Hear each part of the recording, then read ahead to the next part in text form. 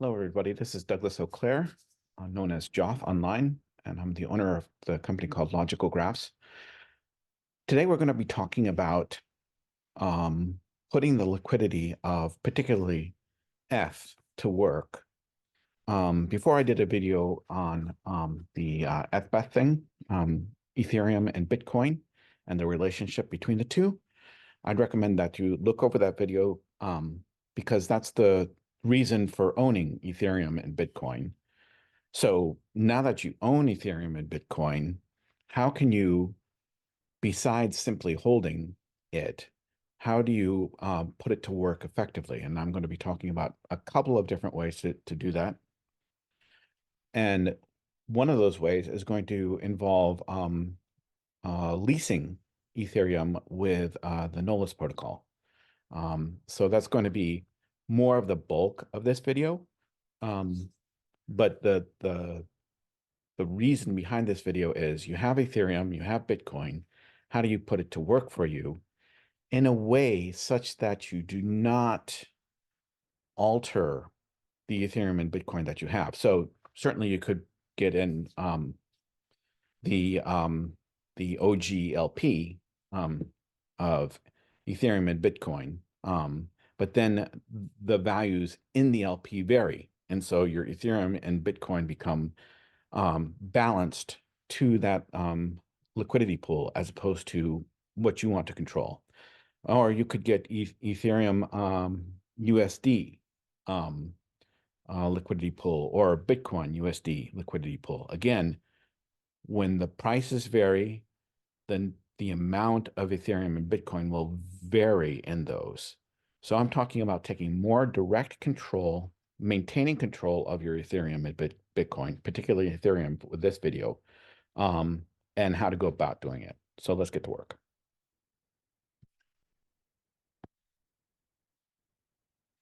Alrighty.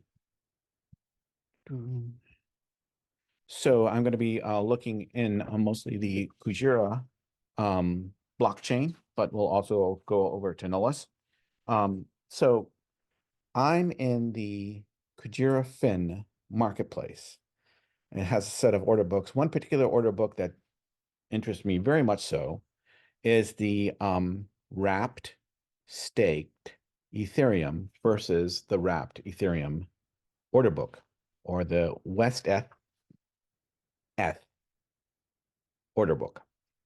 The reason why this interests me is that you can place a buy order to buy a wrapped staked Ethereum, and then take that wrapped staked Ethereum that you just claimed from that buy order, and then place it as a sell order to get back your Ethereum and then some.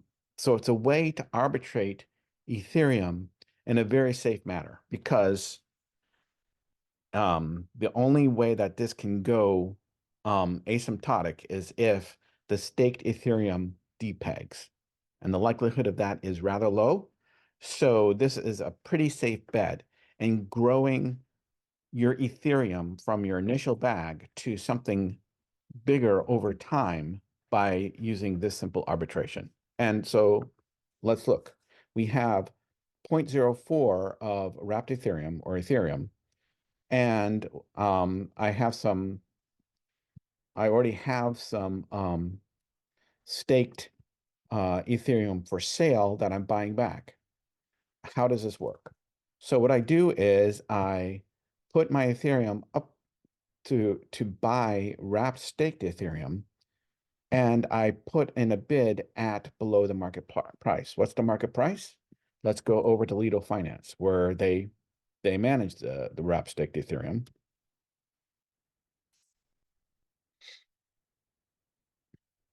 And you see that the market price is for one wrapped staked ETH, you have 1.157 Ethereum. So since I'm putting a bid at 1.146, I'm putting a bid at a whole percentage point below the market price. If I just simply bought it straight up, I would be paying 1.157, as opposed to my bid is at 1.1468, and I'm gonna front run the lowest bid, the highest bid by going in a bit higher at 1.146811. So I'm putting in a limit order to buy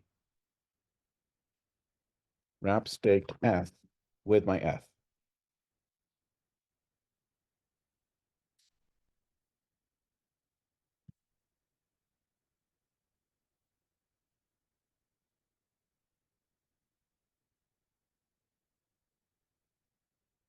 The order is submitted, and so now I have a limit order in place. I'm bidding 1.1468, and I have already claimed some wrap staked ETH. I'm selling it at 1.37. So if we go to that price and we put in the amount that I've got there, you'll see that I'll get back 1 Ethereum for the wrap staked ETH that I put in there. So conversely, I'm putting in 0.04 Ethereum for sale at 1.6811, and that'll get me 1.04, I'm sorry, 0.04187 wrap staked ETH. When I get that wrap staked ETH, I'm going to sell it back at this price. And that means I'll get back 1.0575 Ethereum back. So I started with 1.048, I'm sorry, 0.048 Ethereum. I'm getting back 0.057, or 1/100th more Ethereum than I had before. 1/100th, no big deal, right? Well, yeah, it's not really. I mean, that's 1/100th of an Ethereum. Ethereum is trading around 2,200, right? So that means that that's another $22 worth. But that's $22 of me simply trading into the wrap stake ETH and then trading back out of it. So in that complete transaction, I made $22 without breaking a sweat. I'm just simply buying wrap staked ETH at the highest bid price and selling wrap staked ETH at near the lowest sell price. And that transition gets me 1% difference. That 1% difference grows my bag over time. That's one approach to putting your liquidity to work. And with the Ethereum that I have, I do this, and I also put some into the Team Kujira Ghost protocol. You see that I have stashed away half an ETH, and it's earning 3-4% interest, which is about the same as wrap staked ETH. Wrap staked ETH is, but in it, if I just simply bought the wrap staked ETH,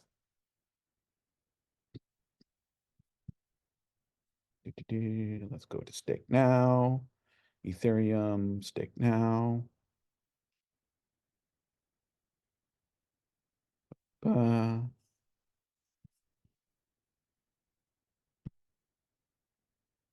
I'm looking particularly for the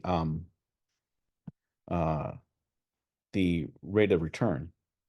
And you see here, average APR is not listed, but the last time I checked, it was around 3.5%. So that's about the same as the rate of return on Ghost right now. Ghost is returning a little bit better. And I did have some Bitcoin stashed away in Ghost. I just traded that all away for Ethereum based upon the ratio, which you can see in my prior video how that works. Okay, so I put some in Ghost. The reason why I put some in Ghost is I use this in reserve. If based upon the ratio, it's good for me to swap Ethereum to Bitcoin. I have this in reserve, so I have that amount to swap. I have about 2 days worth of Ethereum stowed away for swaps when they do come up. The rest of my Ethereum, I put as a buy order on the wrap-staked ETH order book on Fin, because boom, when I have wrap-staked ETH, I automatically am earning 3.5% just for holding the wrap-staked ETH. But then I've got this arbitration going back and forth where I'm bidding for wrap-staked ETH with my Ethereum, and then I sell that wrap-staked ETH back to Ethereum, growing at each turn as I go. Great. Well, is now a time to buy Ethereum? How do we answer that question? I've been putting some thought to this for a little bit. So let's talk about Ethereum's and the exponential moving average, or the EMA, and 20-day exponential moving average.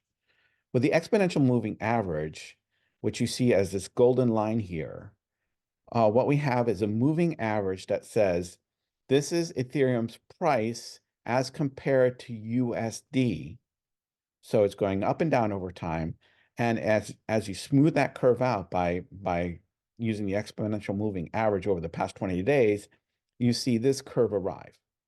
Well, what does that curve tell you? And you see just a straight up average. This curve tells you that it's some information. And what I use the curve for is when the actual ratio of Ethereum to USD is below the exponential moving average, that means the average is higher than Ethereum's price, which means that Ethereum's price is below average. Okay? When Ethereum's price is below average, that's an indicator for me that I want to buy. So I came up with this calculator that simply takes the closing price of Ethereum, and you just simply go to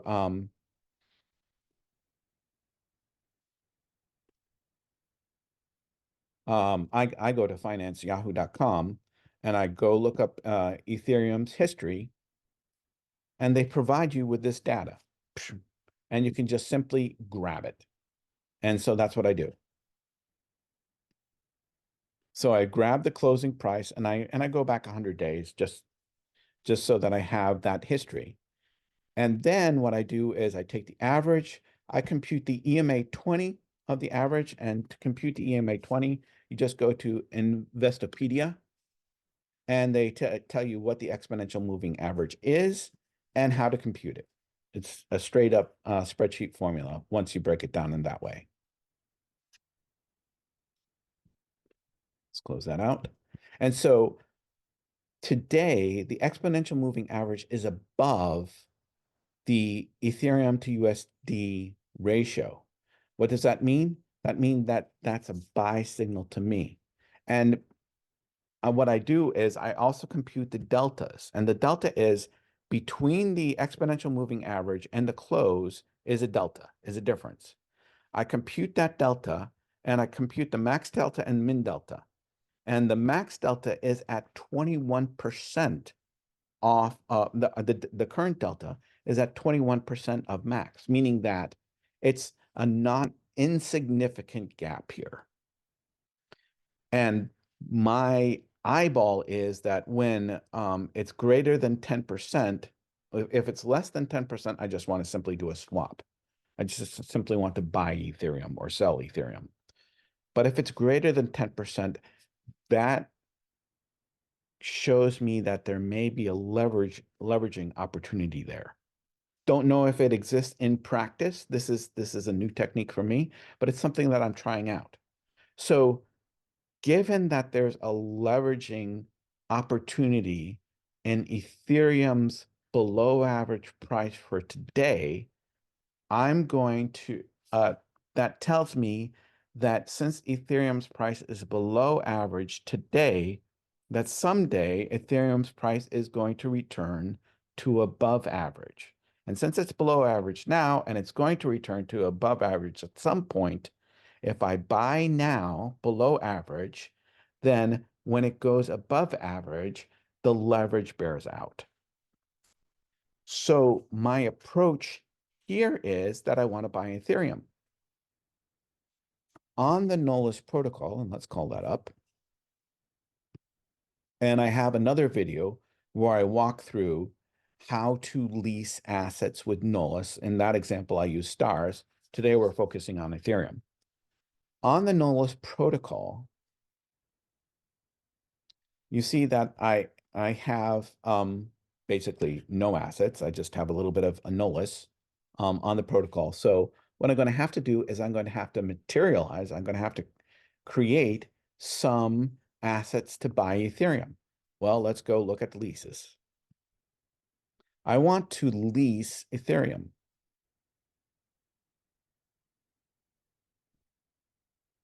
Now I can lease it with Axel USDC, or I can lease it with any of these assets that you can use as collateral. And they've added Neutron and they've added DYDX just recently, along with stars and Tia as well. So I'm just gonna go with Axel USDC. Under the hood, when you lease an asset with collateral, Nolus takes that collateral and turns it into Bitcoin. So everything under the hood is Bitcoin. That doesn't matter to you. It doesn't matter to me. But what it does say that whether you're using a stable or a variable token, at the end of the day, you're going to owe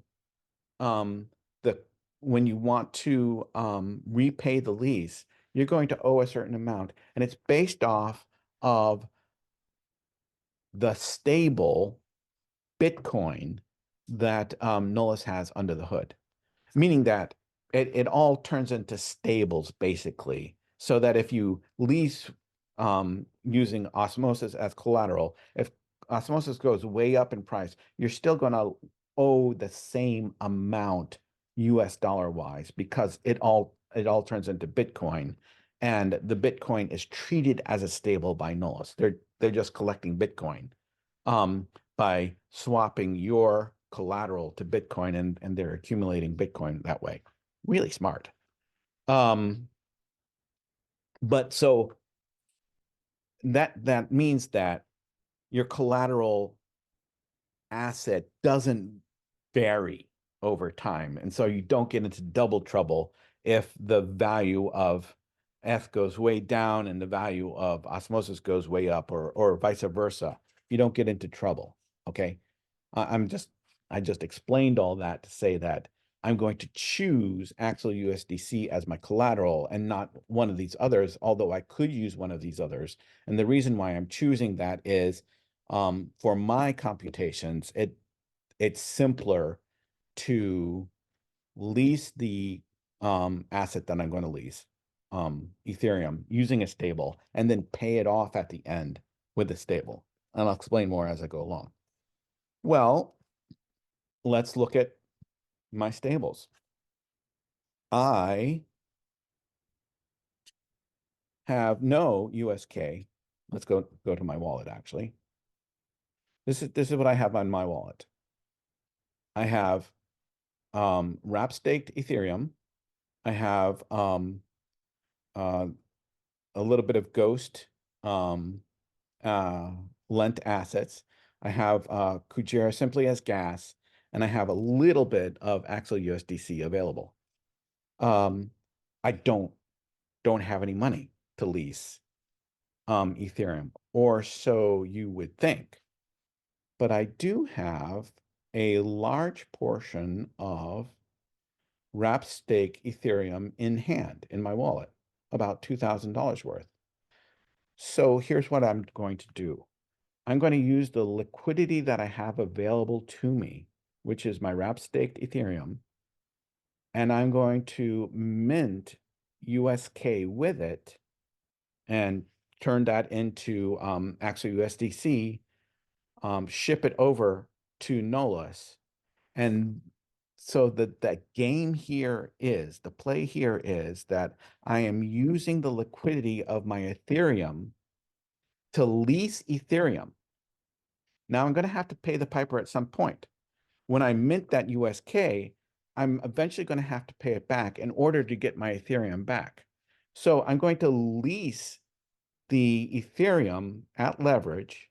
And then when the value goes up 10%, I'm going to take that Ethereum that I leased, close the lease and repay the lease and get all that Ethereum, convert the minted amount back to the stable, pay off the loan, and with the rest of the Ethereum that I've gained from the gain in the lease is my gain. So slowly, let's say I'm going to lease for a total of $100 worth of Ethereum. So I mint 100 USK. I put $40 into the lease, as explained in the prior video. And then when the lease comes time, when it becomes profitable, I'm going to repay it with that additional $60. $100. I've minted $100. I spent $100. I've got the Ethereum at however much it's worth. It's going to be worth at least 10% more, $110, say. So what I do is I bring that back to Kujira, convert $100 worth of that Ethereum into the stable, repay the mint, free up my wrap staked Ethereum, and with the remainder of the Ethereum, that is my profit. And so I've magically manifested a 10% gain in my Ethereum out of nothing. Or more correctly, out of the liquidity that I have just sitting here, gaining 3.5% on my wrap staked Ethereum, but no more. I'm going to create a return on investment of at least 10% from that wrap staked Ethereum. Now there's risks entailed with that. We'll get into the risks at a later point, but let's do the work now.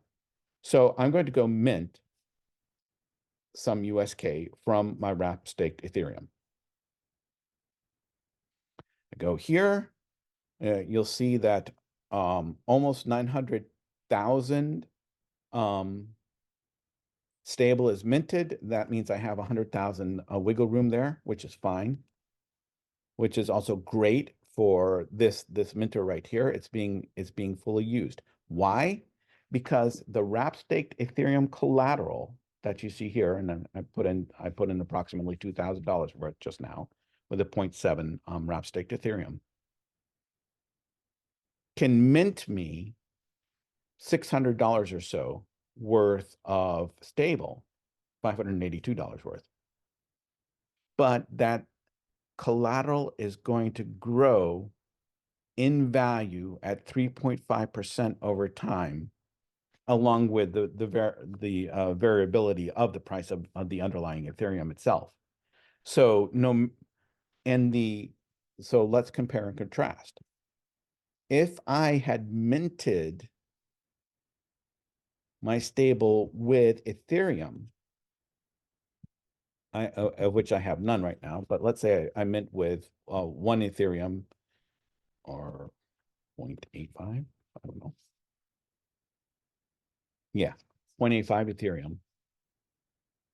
That price is going to go up and down. And so I have the potential to be liquidated, or I have the potential to, increase the wiggle room there. But the intrinsic value of that collateral is tied to the Ethereum, and it doesn't vary from that. If, however, I mint that stable with wrapped staked Ethereum, wrapped staked Ethereum grows intrinsically over time at approximately 3.5%, depending on what the Lido exchange rate grows at. Meaning that I'm minting the same amount. I'm going to have the same amount of wrap staked Ethereum at the end of the day, or at the end of however long I need that mint. But then the underlying value of that wrap staked Ethereum grows over time at 3.5% over the value of Ethereum itself. And so I'm adding in some padding each and every day that I have the wrap stake Ethereum or any liquid staking derivative I've used as collateral to grow my minter to support the stable that I've minted. Really cool. Okay, so but I'm just only gonna I'm just only going to lease $100 worth of Ethereum. Why? Why am I going to lease only $100 worth of Ethereum as opposed to a grand total of 582? Because I can support that much in total if I wanted to. Well, this is a learning experience for me. And I approach all learning experiences in similar manners. I get success from learning experience by trying something out, succeeding or failing, and learning from that experience. And so if this works, great. I have $10 worth of Ethereum, no big deal. That's part of my learning experience. And I've proved that it works. But if it doesn't work, then I'm out that $100 worth of Ethereum and I'm down $100 worth of mint.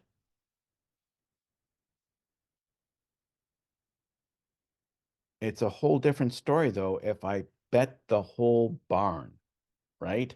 If I go ape in to this promising looking position, one, I don't leave wiggle room for me down the road when the opportunity gets better at a later date. I don't have spare liquidity to try something because this is day one of this opportunity. In the future, there may be other opportunities that come up. And if I spend all my money now, I won't have any in reserve to try something when the position improves upon what I have available to me today. One. Two, if it doesn't work out for me, I don't lose my entire position because I'm just simply going in with a trial amount, a trial balloon. And that also means that I don't have to have my entire wrap staked Ethereum bag put into this minter. And you see, I didn't anyway. I put half of, let's go back to this position here. I put half of it for sale. So I'm deploying my wrap staked Ethereum in multiple ways. One, I'm selling it back to Ethereum, arbitrating Ethereum, and that's 50% of my wrap staked Ethereum. And two, I'm putting some of it into a minter so that I can try out leasing Ethereum and see how that works as an experiment. And the experiment is, with the liquidity I have, can I increase the amount of liquidity that I have by a bit by recognizing a buy leveraged opportunity using the leaser? Okay, so my new loan to value will be 10%. So I could still even go smaller than this, and I can still even go smaller than this. That's not enough.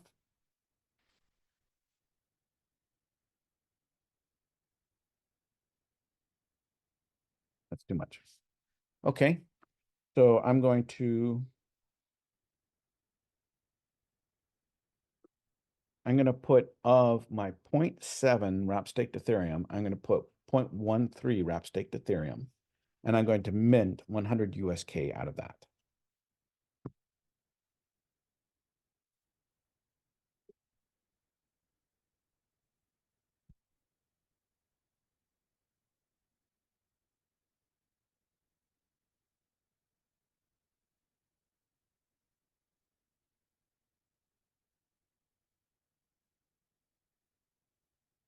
Let's save this transaction for later.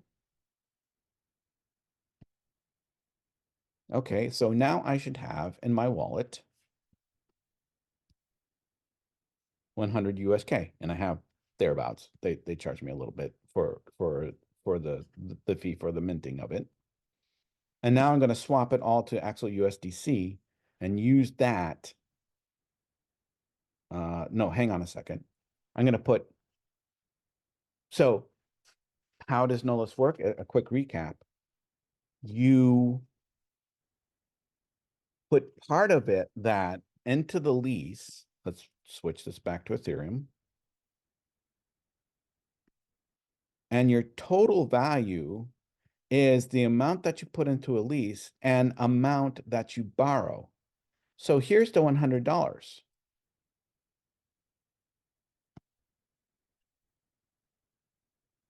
I put in 40, but I got to keep 60 in reserve for the eventual payoff of the repay of the lease to get that $100 worth or more of Ethereum, $110 worth at least when it goes up by 10%.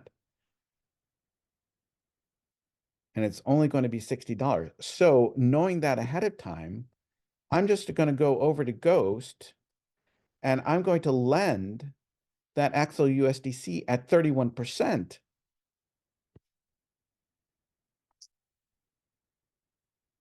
Let's refresh the screen first.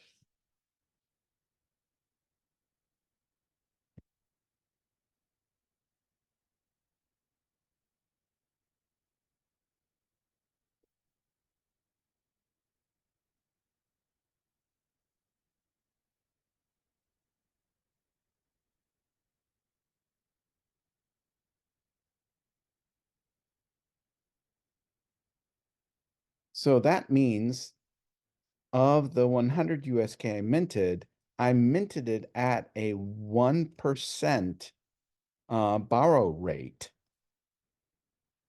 but I am lending $60 of that out at 32%.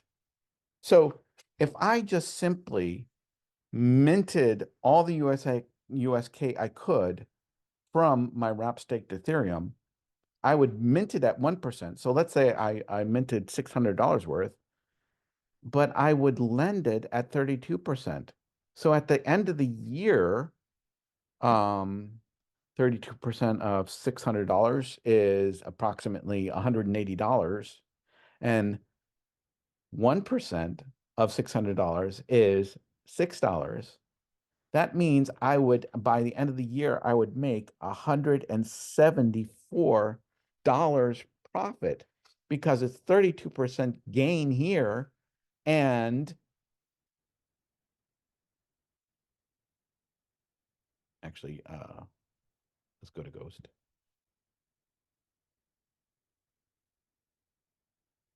1% borrow rate here. That's beautiful. So one way to improve your liquidity or to put your liquidity to work is if I have $2,000 worth of wrap staked Ethereum, I can mint $600 worth of it, $600 of stable from it, and then I just simply lend it to Ghost. And at the end of the year, I walk away with, using those figures, $174 in profit. So I could eventually pay off my borrow completely and have that $600 still lent to Ghost and then start building on top of that bit by bit. That's one approach. The approach that I'm taking is now I have USK in hand. I'm going to swap it over to Axel USDC.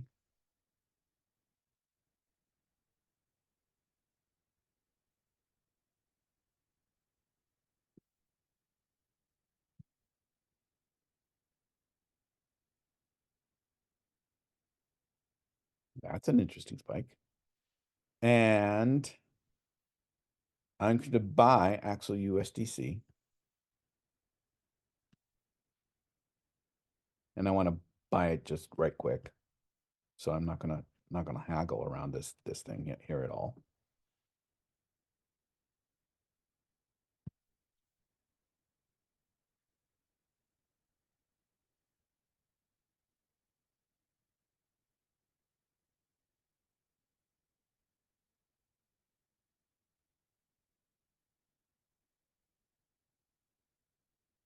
Okay, so now I have a bid for Axel USDC. When this order clears, or when this order fills, I'll claim that approximately $40 worth of Axel USDC, then bridge it over to Nolus, and then lease the Ethereum with that. Alrighty, so I've exchanged the USK for Axel USDC. Let's claim that Axel USDC. So I'm on the Axel USDC USK board on Team Kujira Fin. You see that I've traded 39.9 USK for almost 40 Axel USDC. So let's record that information.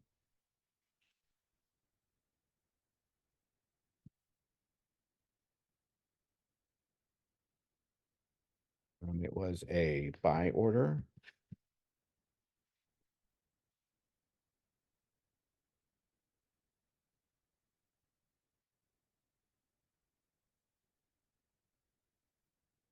Received 39.94 for 39.9 USK. Let's claim it.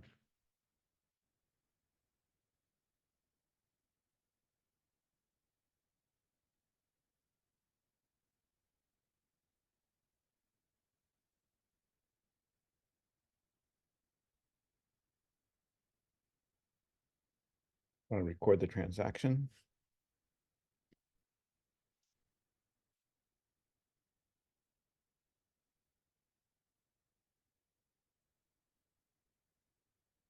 And there we go. Okay, so now I have Axel USDC, but it's on Team Kujira. So what I need to do is to transfer that over to Nolus. And the way that I do that is 2 hops. First, I do an IBC transfer from Team Kujira. So let's look for Axel USDC. And you see it's on Kujira. I do an IBC send to the LXR chain.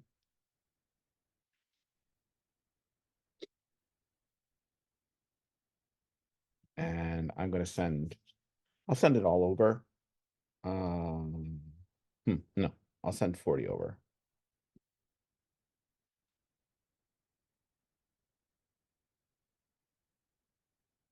Now the question is do I have Axel on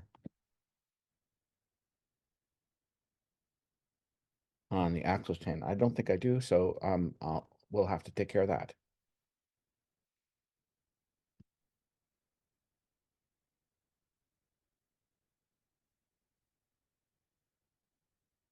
But one thing at a time.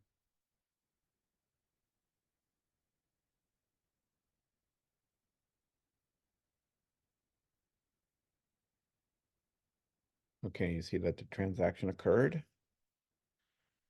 So I go to my wallet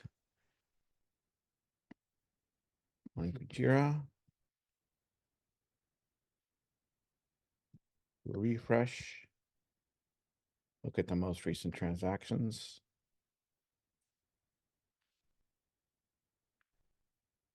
And you see that I transferred the funds. So we record that information.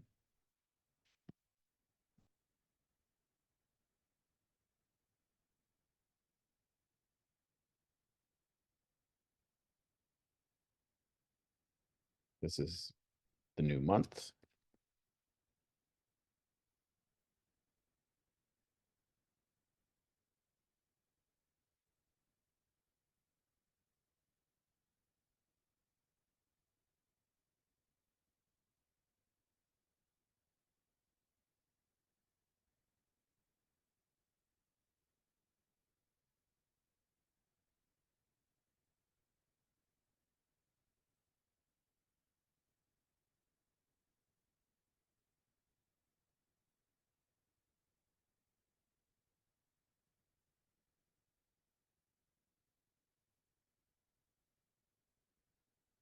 There we go.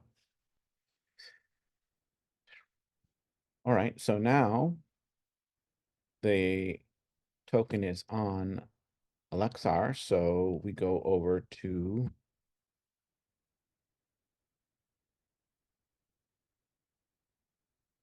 the osmosis zone. Switch over to my ETH wallet. And let's see if we can transfer that in.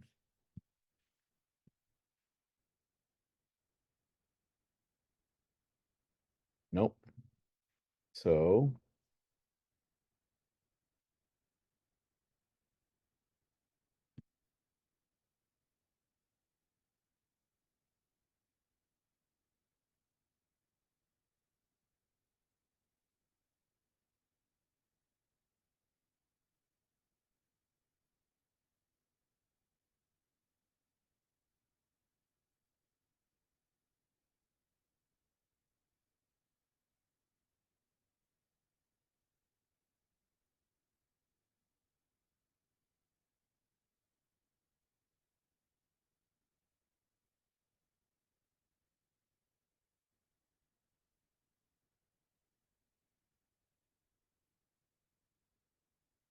okay, you see that it's not allowing me to do the transaction because I don't have any Axel on LXR blockchain. So we need to fix that. And the way that I'm going to fix that is I am going to look at how much Axel costs.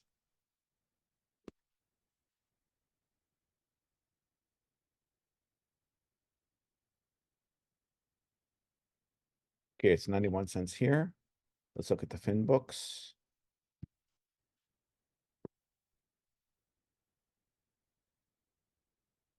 Same price. Looking at my wallet. I have a little Axel USDC, perhaps for just such occasions.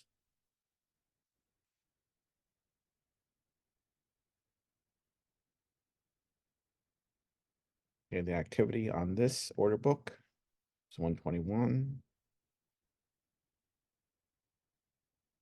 Axel USK.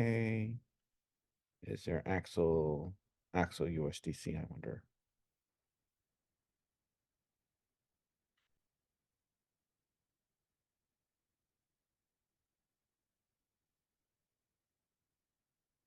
Nope.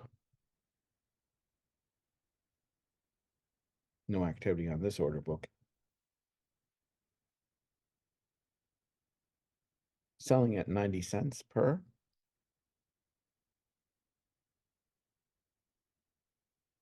So I could just buy a little bit of Axel with USK. And that would give me the transaction that I need to do. And it's a little bit below the price that it's selling on osmosis.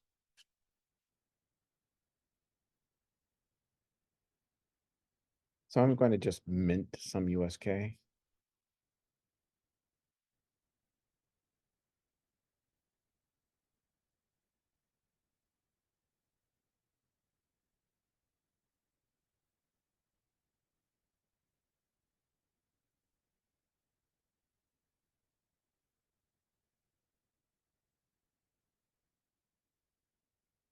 How much USK do I need? So I have 0.1. So this is 0.16, 0.16. Nothing, 0.16. So this is 32, 48, 48 cents. So I'll just mint $1.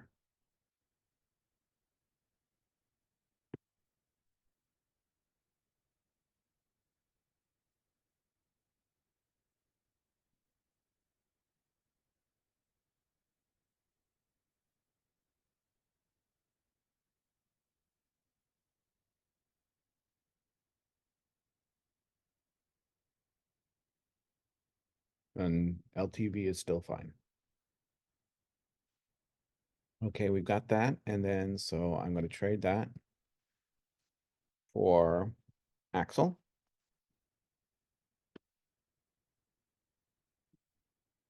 See, I have 99 cents. So I'm going to set the price just below this to here. I'm going to buy.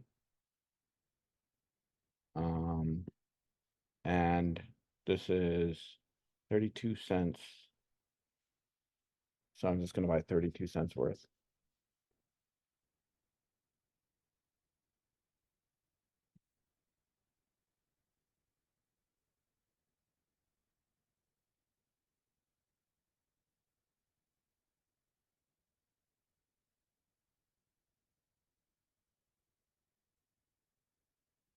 You see, I'm placing a limit order, but I'm placing a limit order above market price. So the order fills instantly. Placing a limit order when you have sales below what you're bidding is like doing a swap. Nice and easy. Okay, so let's claim that. It's a buy order. Go back to our Kujira spreadsheet and fill out a buy order for Axel.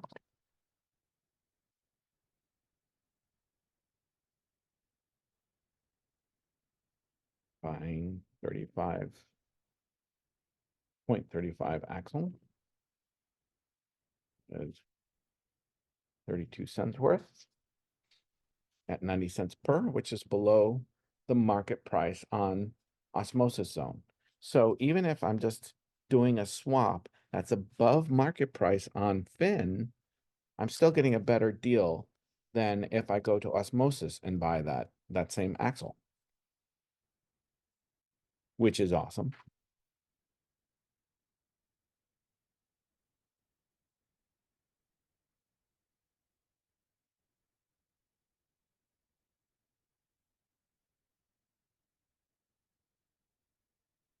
Record the transaction.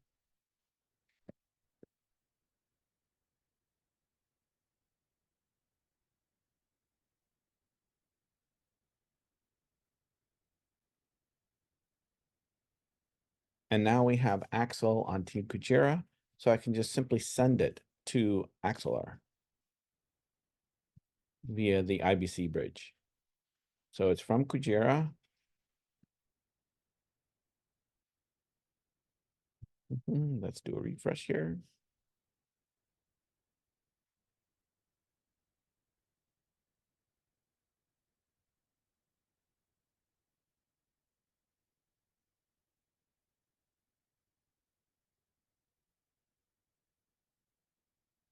Let's send it all over.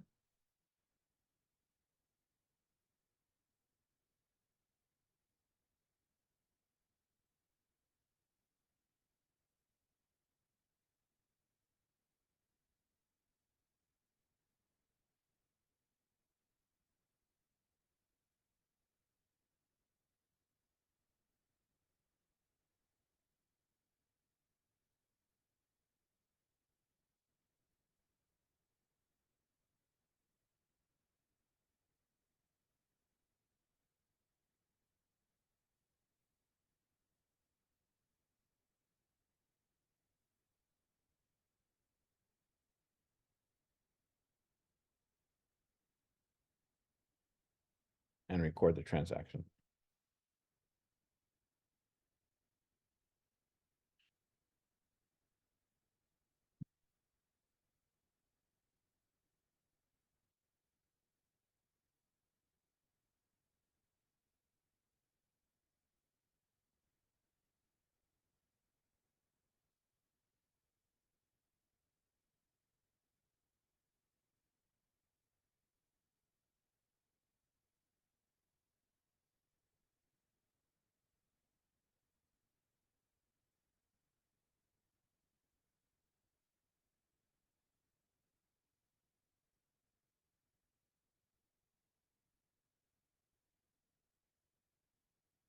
Alrighty.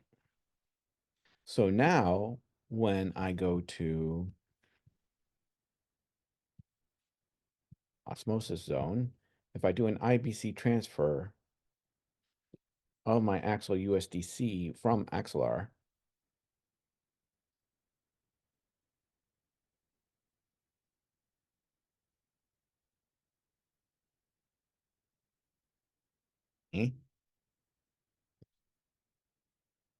IBC send.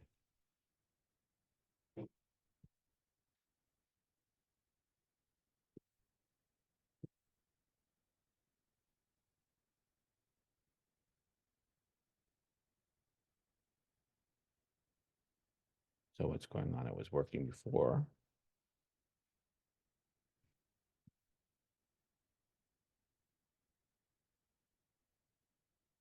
So on Axelar. Oh, I'm already on Axelar. So I want to send it to osmosis zone. I want to send it all over.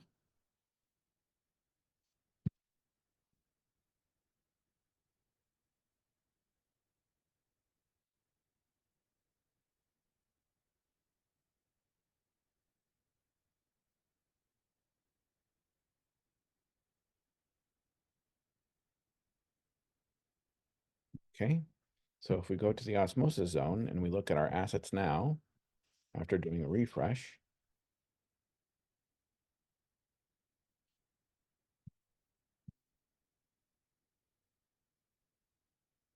you see that we have $40. And so I'll record this transaction.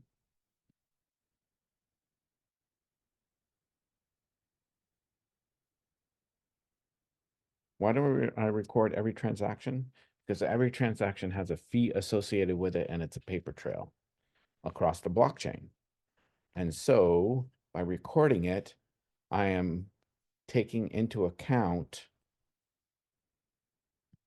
the accumulated expenses, and those expenses I use against any profits I make on the year on cryptocurrency to offset my tax burden.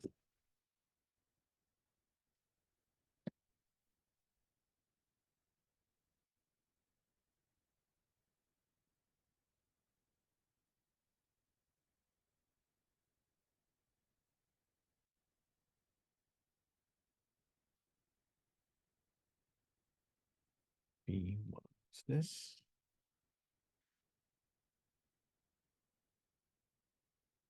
Osmosis is trading at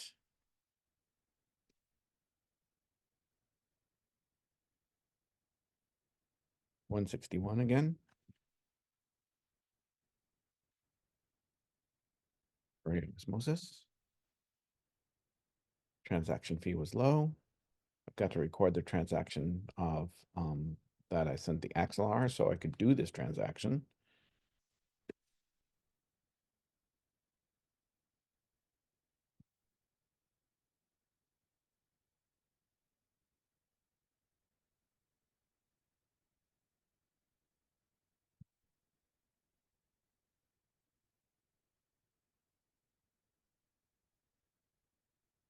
He was, wow.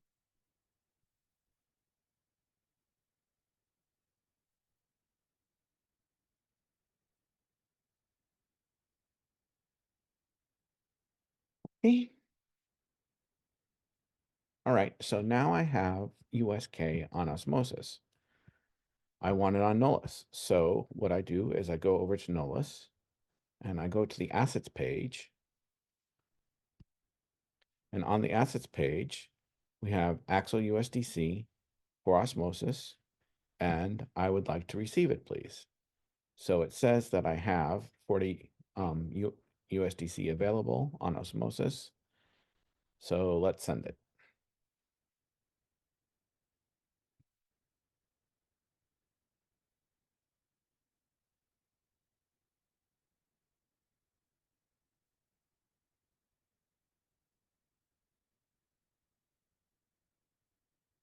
Okay, it was sent. I record the transaction.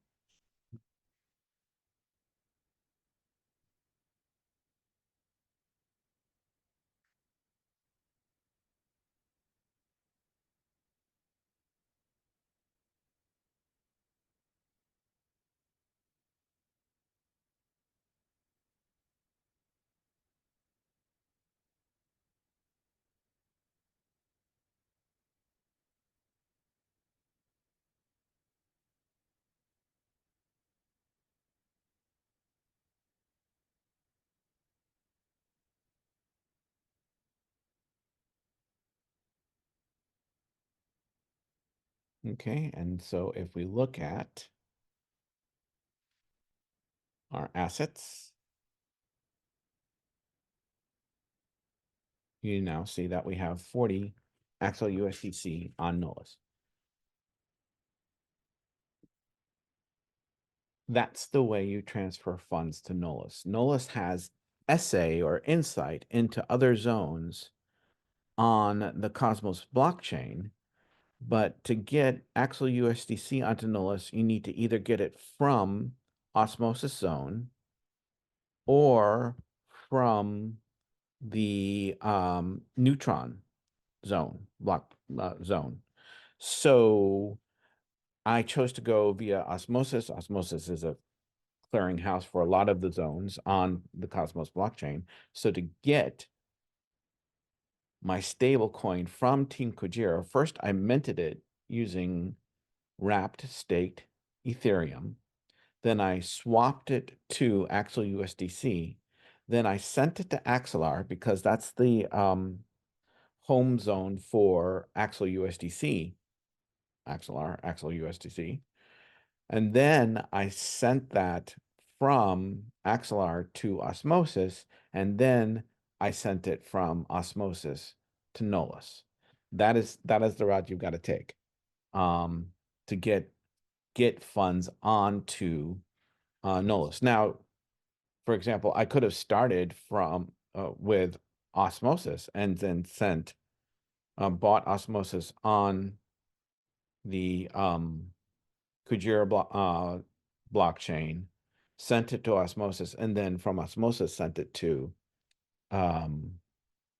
Nolus, or done the same thing with Atom, sent it to Cosmos, and then from Cosmos to Osmosis to Nolus, or Juno, or Secret. So whatever you're most comfortable doing. If you, for example, Stride is now part of things that you can lease on the Nolus protocol, or stars. So if you prefer working in the star zone, then you can buy stars, move it from stars to Nolus. I'm most comfortable working with the stablecoin Axel USDC via Osmosis Zone, and so that's the way I go about doing it. Okay, so now I have the Axel USDC $40 worth on Nolus. Now I'm going to go lease Ethereum. So I have Axel USDC and I want to lease Ethereum. I'm going to lease it at 2.5x. You can move this slider in any direction that you want to move it. So with this slider all the way flush right, the liquidation trigger, partial liquidation, is going to happen at $1,500 per ETH. So I mean, really safe lease. Ethereum is trading at 2,200 right now. If it goes all the way down to 1,500, then I'll get liquidated. Or before that happens, I can add additional funding to the lease to make sure that I don't get liquidated. But it would take something tremendous to happen for ETH to go back down below $1,500. I mean, it was at $1,100, not more than a year ago. So, I mean, getting liquidated is a possibility, it is a risk. But since the range from $2,200 to $1,500 is so great as compared to other perpetual arenas, it would take possibly more than a day for that to happen. And so I would have more of a lead time to respond to a liquidation event should the risk raise its head and that become a possibility. So, okay, let's go lease the Ethereum. Okay, make sure that I have some Nolus. I do. And so I'm going to go lease.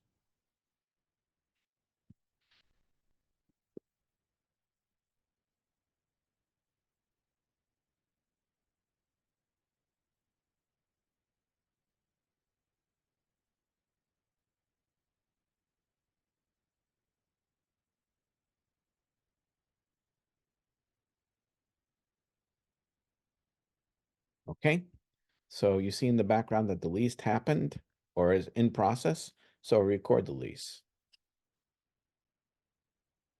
I go to my Nolus section. Here's Kujira, here's Nolus. I'm going to take out a lease of Ethereum.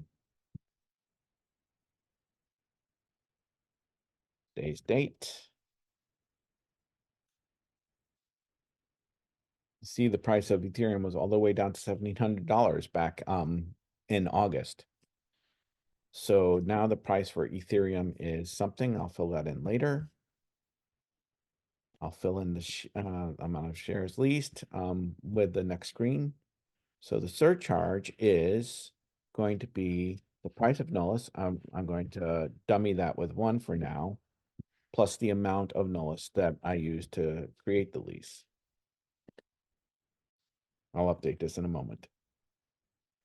Okay, and so for Ethereum to go up 10%, I have a calculation that says, what is the current price of Ethereum? That's not correct. I'm going to change that. But when I do change that, it's going to tell me when Ethereum goes up 10%, it'll be at this price. And so that's my trigger to say, okay, Ethereum is now at this price, whatever it'll be. So let's go look at the Nolus lease and see if it's profitable for me to repay it and exit that position. Okay, so let's look at our lease. Okay, here's good old Ethereum. The price is 23.13. So let's update my price with that.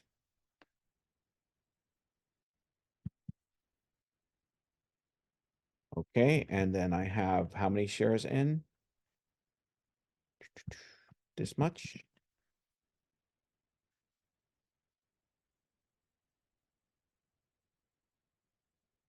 Lateral 40 Axel USDC.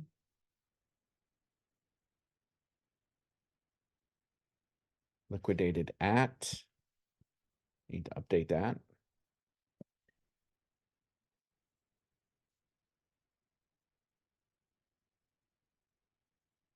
Okay, so it computes that this times this is approximately $100. I put up $40 on that $100 lease, and so my leverage is 2.48.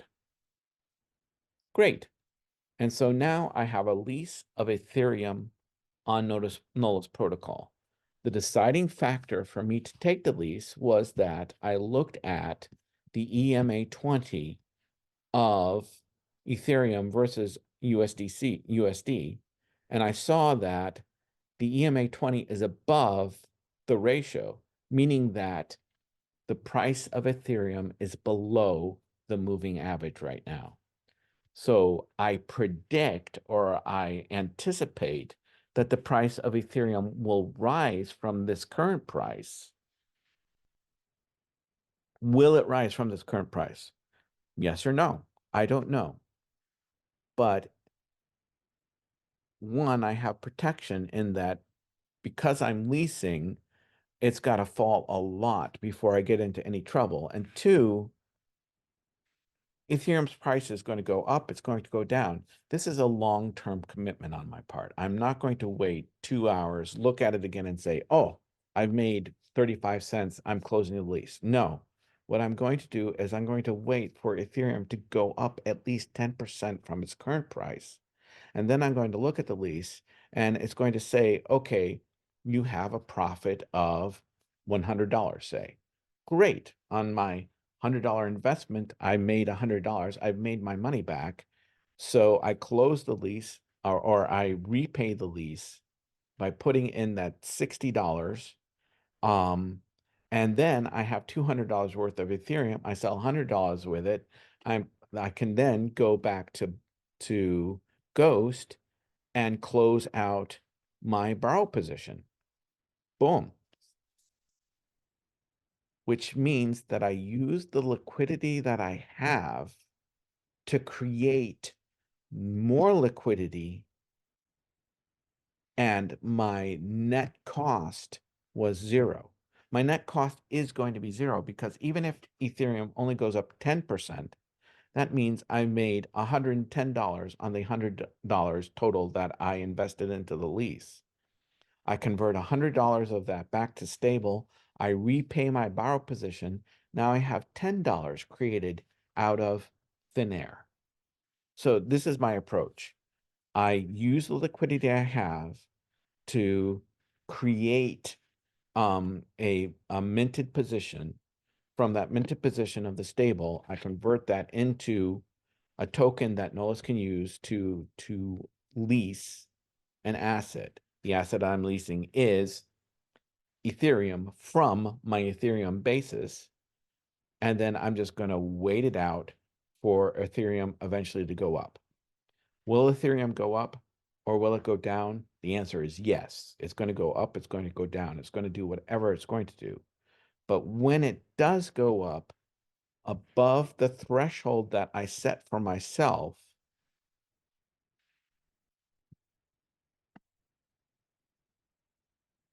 and say it goes up above $2,500, then I go back to the lease position, repay that lease position, and I've made my profit.